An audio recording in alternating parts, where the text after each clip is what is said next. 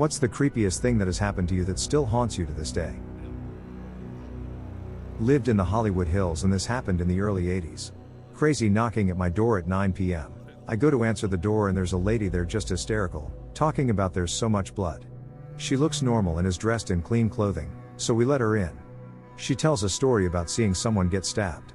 I call the police, and 2 uniformed LAPD officers arrive in 10 minutes. They take the lady away, and tell us that she was reported missing, has a mental condition and lives up the street. All good. 30 minutes later, another knock at the door. 2 different cops this time, responding to the call. They have no idea who the other 2 cops were. Take our information and statements, description of the officers and the lady as well. Radio conversations back and forth ensue, and they really don't have any idea how any other cops could have picked her up, because they were given the call 40 minutes ago. I was at a mate's house spending the night when I was in middle school. As expected, we'd stay up to all hours, which didn't matter most of the time except the bathroom was right near his parents' room. About the only time we'd get in trouble was when someone would wake them up when nature called. To avoid this, we'd go out the basement door and just pee in the woods. The door stayed unlocked most of the time because we'd managed to lock ourselves out more than once. This was also compounded by the fact that we'd all wander out and find something to do in the woods on a regular basis. This night his older brother was home and kept barging in the basement door and raining chaos from above, so we decided to lock the door just to deter him. Not that it really would have kept him out, but at least he'd have to use the key, and that took barging and fun out of it. About midnight we heard the handle jiggling and didn't think much of it, figuring it was his brother. After about 5 minutes of off and on handle fondling, my vocabulary has decided to not function at a high level today, we finally hit the door and yelled for him to stop. Quiet. No response, no more clattering of the handle. Great, we can move on, right? Well, about 10 minutes later it started again, and the process repeated. This went on for about 2 hours, until finally after telling him to stop we just said screw it and ignored it. He continued for about 30 minutes after our last attempt for him to stop and then just gave up.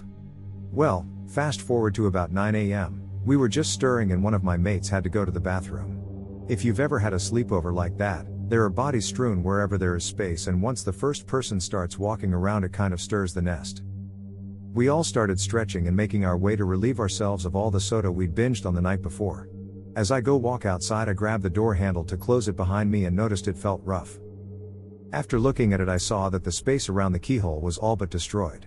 There were giant scratch marks on every surface and the metal guides were bent and skewed. I asked my friend that lived there what had happened, and he said it was the first he'd noticed it. Not really wanting to get blamed for something his brother did, we went upstairs and told his parents about the night before. After his dad went down to see what we were talking about, he went completely white and ran upstairs to call the cops.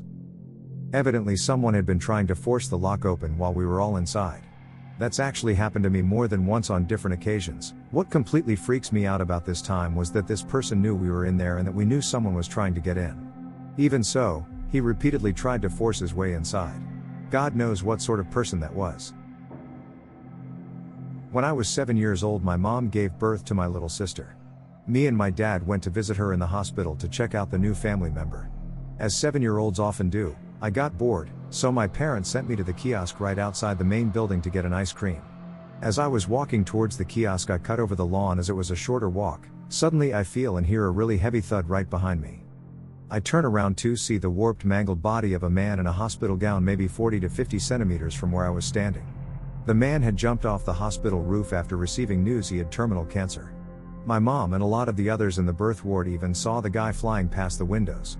The guy basically just fell short of killing me with him. A group of doctors and psychiatrists asked me to get emergency therapy, but I insisted on getting my ice cream and go home. This day I can still recall the thud of the body hitting the ground and his body lying next to me, clear as crystal. I still tell this story sometimes, mostly when I'm drunk or high. I don't know why it comes up, but I think that shit stuck with me. My boyfriend works night shift, and I was asleep alone in the house. I get woken up in the middle of the night by my puppy whining in the living room, and I assume it's because he wants outside. I'm just about to open the back door, when I hear this weird scratching and clicking sound at the front door, like someone was sticking something in the lock. I go to check, and I can see the silhouette of somebody standing there through the window in the door. I then notice there is a second figure in the living room window, although it's too dark to make out any features. I know they can see me because I didn't have any blinds at this point, and they just stood there. I totally freaked and called the cops, then my dad. I huddled in the kitchen out of sight of any windows and waited for someone to come. My parents live across town and showed up before the cops. They were gone at this point, but the neighbors across the street were up and saw the car. I ended up staying at my parents' place that night, and when I came home the next morning, I noticed the basement window was partially kicked in. I got a security system installed the next day. I still have no idea who it was. Well, I'm late, but whatever. So about 2 years ago I was in my room reading a book when I hear it. Soft as ever, two little girls giggling. Not just any giggle. It was the kind of giggling you hear in horror movies. I immediately put down my book and listened. After about a minute of holding my breath, I decided it must have come from outside. Then that night, just as I'm about to drift off to sleep, I hear it again. Two little girls giggling. Now it was 2 a.m. and I was pretty damn sure there weren't two little girls outside my window at that time of night, so I began to freak out. I sat up in my bed and waited for what felt like forever just listening. Then I hear it again. I jumped out of my bed and go spend the rest of the night in the guest room. By the next morning I was convinced my room was haunted. For the next week I avoided my room and spent my nights in the guest room unbeknownst to my family. I was afraid to tell anyone for fear I was going crazy or they wouldn't believe me. But every time I spent more than an hour in my room I would hear those two little girls giggle. By the end of the week I was a mess. I could barely sleep and was terrified of my room. Then one morning my brother walks up to me and says, "You deaf or something?" Obviously I was confused, and after further questioning he tells me about this small device he had placed in my room. Apparently it's like some sort of prank device that's easily hidden and can make a variety of different noises. My brother, however, chose the creepy little girls giggling sound. He wondered why I hadn't heard it or said something about it all week, and I just wanted to punch him in the face. So my room wasn't haunted after all. Moral of the story: sometimes your brother is just an asshole. I delivered newspapers in a fairly rural area the summer after I graduated high school. One night, it's pouring rain and I'm driving down this dirt road that is a dead end to a farmer's house. I've been down this road a few dozen times and know the routine: drop the paper off in the box at the end of the drive, whip a shitty, back up the road and off to my next stop. This time, as I'm getting out of my car to place the newspaper in the holder, I see this man in the ditch wearing a drenched white shirt running at me as fast as he can. He got within 20 feet of me. I could see what my mind pictured as a hatchet or axe. I had never ran so hard in my life. Edit: I ran back around the front of my car, jumped in and took off. Everything happened so fast that I almost didn't realize where I was. It must have been about 5 to 10 miles later that I attempted to call 911. No signal using my Motorola flip phone in the middle of nowhere in the year 2000. I had to stop at a farmer's house to call the police at 2 a.m. Turns out the guy unalived himself within an hour of his run with me in that wooded ditch. When my aunt was in college, she took a night lab class that would let out late. One night she was walking back to her car and someone came up behind her, pressed something into her back, and told her to keep walking. Suddenly a man coming toward her who she had never met before looked at her, threw open his arms for a hug, and said, "How are you? I haven't seen you in so long." He then whispered, "Play along. He has a gun." My aunt immediately played along, hugging back and acting excited to see this stranger. The guy who was behind my aunt quickly backed off and walked away. The hero took my aunt to the nearest emergency alert post, pushed the button for her, and told her to stay put while he went to get help. He never returned. When I was 6, 28 years ago, my mom and dad took me and my younger sister to a MLB game, leaving my grandmother to babysit my youngest sister. When we got back, my grandmother told my folks that two guys had come by the house with photography equipment and asked whether a young girl with red curly hair lived there, and that they had spotted her and that she would be a great child model for some advertising work they were doing.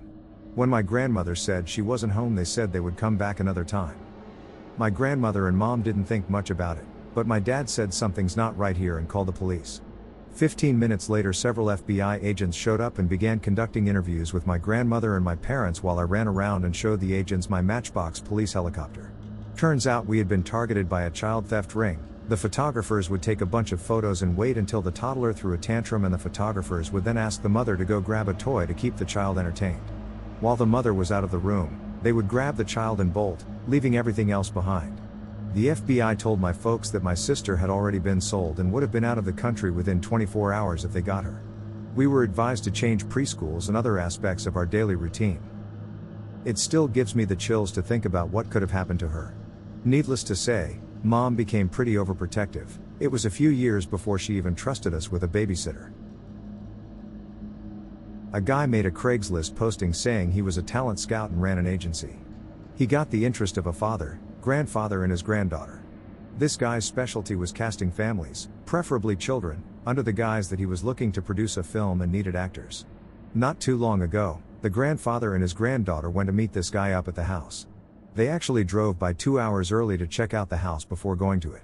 There was a for sale sign outside the house and it appeared vacant. The family drove by later at the agreed time of meeting in the morning, and were greeted at the door by a man in a suit. He tried to convince the little girl to come inside many times. The grandfather got a bad feeling and left. Turns out, in an unrelated sting, the police caught this guy for CP charges. He had 10 counts of CP, and his home was raided. The father and grandfather, around the same time, reported this incident to the police. When the police found this guy, he had a bag with him. In it was a knife, zip ties, sex toys, and he even had plastic sheeting. He was going to pretty much unalive the grandfather, then bleep and unalive the child. His plan was to get this all on film. The camera was set up and ready to go. Luckily, the father and grandfather had a gut feeling something was off and reported the incident. This guy happened to be a kid I pretty much grew up knowing for about 15 years. He was even my brother's roommate for a while. He was always very creepy and I couldn't never pinpoint why exactly. I felt my stomach drop reading this news. This guy has been inside my home, and even went to parties I had. I have had multiple conversations with him. Luckily, he won't be getting out of jail anytime soon.